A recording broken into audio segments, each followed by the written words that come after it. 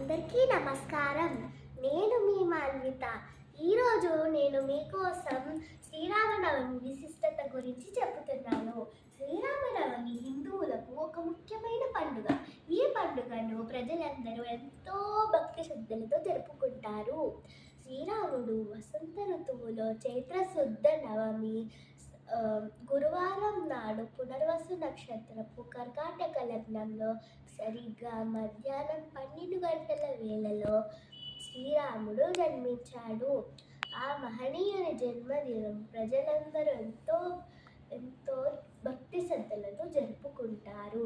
అయోధ్య రాజైన దశరథుడు రాణి కౌసల్యను జరిపిన పుత్రకామేష్టి యాగ ఫలితంగా కలిగిన సంతానమే శ్రీరాముడు. శ్రీ మహావిష్ణువు దశావతారాల్లో 7వ అవతారం శ్రీరామవతారం. దుష్ట శిక్షణ కోసం శ్రీహరి మానవ రూపంలో అవతరించి ధర్మ సంస్థాపన చేశాడు. శ్రీరామనవమి రోజున వీధులలో పెద్ద పెద్ద పందిళ్ళు వేసి సీతారామ కళ్యాణం చేస్తారు. శ్రీరాముడికి అరటి పండ్లంటే ప్రీతికారం. శ్రీరాముడి కొలిచేటప్పుడు అరటి పండ్ల నివేదన తప్పనిసరి. ఇళ్లలో కూడా యథాశక్తిగా రాముని పూజించి వడపప్పు పానకం నైవేద్యం చేసి అందరికీ పంచుతారు. అలాగే ఉత్సవాల్లో భాగంగా అన్నదానం నిర్వహిస్తుంటారు.